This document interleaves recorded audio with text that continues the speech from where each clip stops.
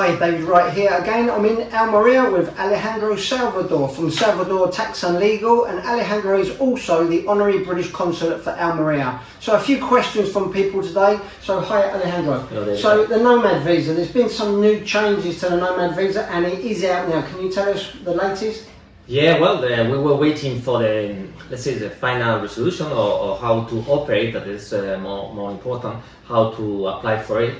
And now it seems that everything is in place and we can start applying for it. Yeah.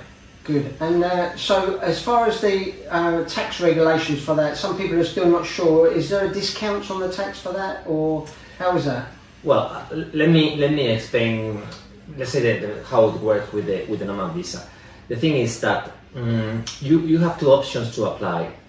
One is to do it from outside Spain, if you are outside, in this case UK or any other country not from the European Union, and then you need to do it through the embassy or the consulate, the Spanish consulate in Manchester or in London or in Edinburgh, or you have the option to apply from Spain when you are in Spain. Imagine that you come for a trip or holidays, and when you are here you can apply.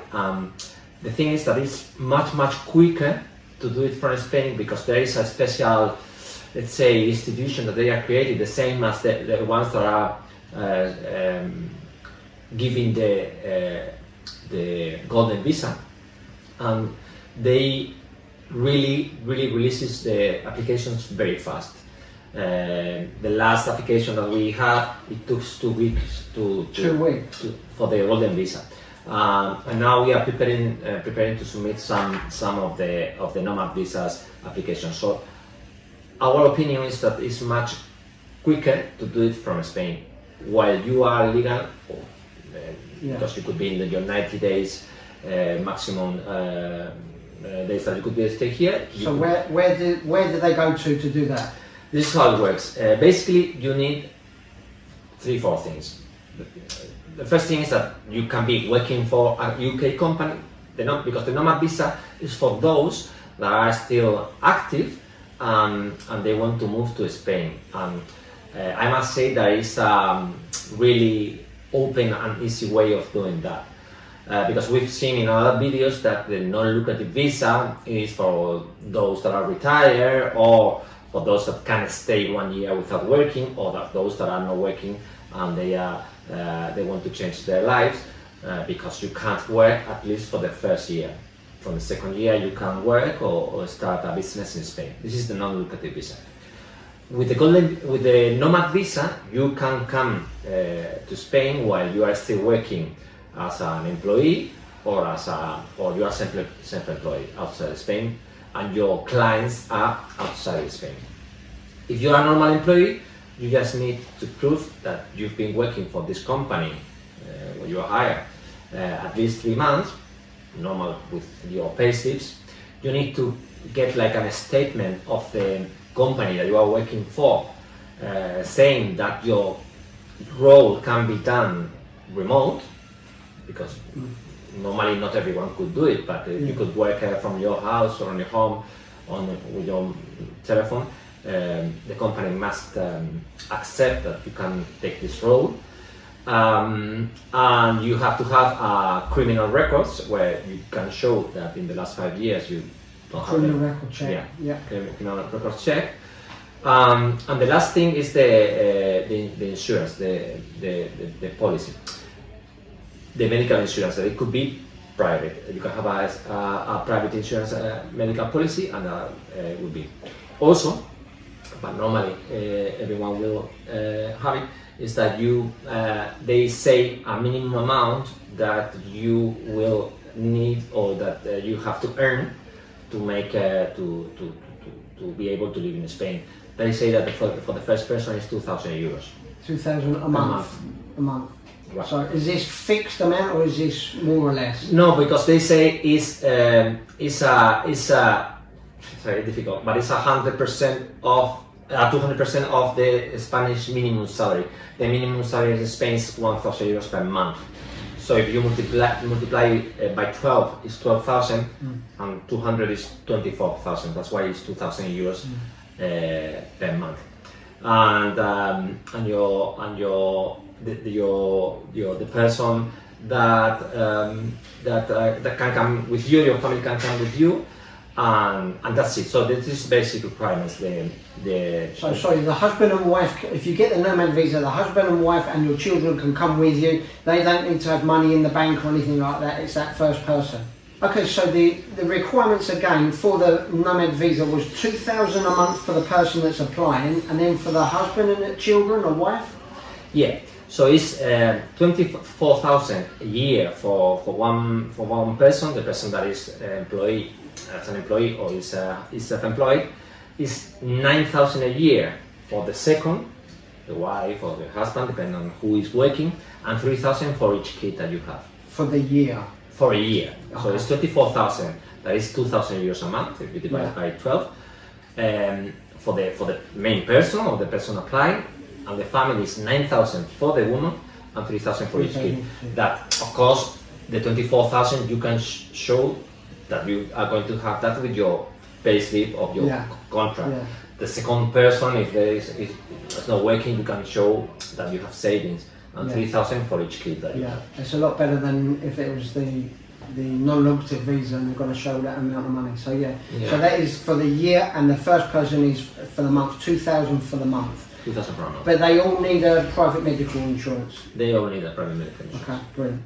Okay, so the social security aspect of that, can you just explain that?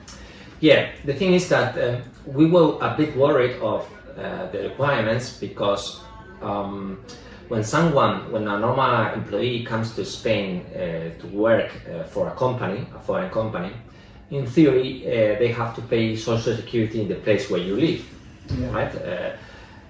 You should stop paying social security in the country where you are, where you come from, but you should start paying in the country where you live. So we were worried because in Spain, the company, the foreign company, should register at the social security, should pay social security, Spanish social security for the employee, and sometimes it's expensive to do that because it can cost 40% of the salary. Prepare pay slips every month. So we were querying and we were asking this institution about that and how do we have to deal with that. And they replied back saying that you could pay social security in Spain, or you could have a private insurance medical policy, which certainly makes things easier and cheaper because paying a 40% of the salary is a lot of money. So when you have all the requirements, you have two options. You could apply in the UK or apply, I said, at the Spanish embassy in the UK or in any other country, or apply in Spain. You can apply in Spain, let's say when you are legal here. So there could be somebody that's here for the 90 days enjoying the sun in their apartment, and they can say, give me the Nomad visa while they're here, and it'll be quicker here, no? Correct. I mean, you can go back until it's released. We have a case of the last case that we had with the Golden Visa.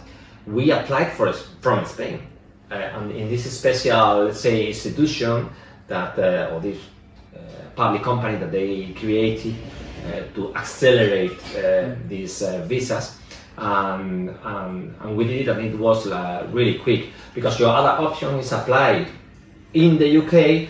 The UK accepted in the Spanish embassy in UK, or again in any other country outside the European Union, and then when this is approved, then we have to apply here, and it's a bit more, it's longer and a bit complicated. So if they are here, let's say legally, it shouldn't be anyone that is here after these 90 days to apply, and you can prepare your paperwork in England. Most of and it is open now. People can get the Nomad visa now. It's open, because there's a lot of confusion. People say it's not out yet, you can't get it, but you can actually apply for it now today. Yeah. What the law says, this new law we call it startups law, that was issued in December. They have a small part dedicated to the Nomad visa. What they have is like they have also regulated how these people are going to pay taxes. And what they say is that they are going to be applied what we call Beckham law. Beckham law. Yeah, there is in Spain we call that law, and this was made especially for footballers when they have to come to Spain, and they have a better treatment when you have to pay taxes in Spain. The minimum amount that you will be paying is 24% on your salary. So you need to think that over 30,000 euros, it will be very, very interesting. And if you are on high earnings, it's very interesting because you will pay for this 24% for a number of years. So it's a very good option for those that are employees outside Spain, that they make a good living there and that they can apply. We didn't say about the option of being self-employed. You can be also self-employed outside Spain. You have your own business, and if you can prove that you can work from Spain doing that thing, it will be more or less the same. What you need to prove? You need to prove that you've been working for these companies for at least 3 months. 3 months. With a contract and so on. Yeah. So you have these two options, that you are an employee or that you are working as a self-employed to apply. Great. And just one other thing, on the non-lucrative visa, there's still a lot of people asking about that, and if a member said if they apply in the UK for the non-lucrative visa and it's accepted, how long do they have before they can sell their house in the UK and come here? Because it can take a long time to sell your house in the UK. They should get that in order first, really, shouldn't they? What is the time limit there? Yeah, I think it's 2 months. 2 months. That's 1 or 2 months. But that's the thing, that you need to apply at the Foreign Office for your TIA in that time. You could go back. I mean, it's just that you need to come here to apply. But in this case, and it's a very good question, I would encourage people that do it the other way. That is, first, do all your stuff in England, sell what you need to do, sell what you need to sell, and then when you are ready, apply. Because it's going to take some weeks to get the approval, or not, but not months, and then you have to do the removal. Yeah. So selling your house in the UK and moving everything in 2 months is cutting it a bit fine. Sure. Yeah, that's what. And also we said in other videos and in live questions that you've been asking me, you have to be very careful of being taxed in Spain, the risk of being taxed in Spain. So first I will dedicate myself to solve your things, your stuff in England. When this is clear, I will apply for the visa there. You can always tell people, look, or maybe you know that you have a certain date that you are going to sell it, then you can start, but not the other way around. Apply first for the non-lucrative visa, and then look to come, because as I said, you can be in trouble, because if you sell your property or your funds or your pension, or you get the 25% release in your pension pot, and you come to Spain the same year with some certain periods, you could find out that you are going to be taxed on that in Spain, which will not be a good thing. Yeah. Okay, brilliant. Well, thanks very much for your help today, Alejandro. Thank you. Thank you. If you have enjoyed this podcast by David Wright, then you will love his new books. Out now on Amazon and Kindle, packed with money-saving tips and information on living and working in Spain. Just go to livinginspainbooks.com. David also has a popular blog for expats in Spain. Come and take a look now at britishexpatsinspain.com.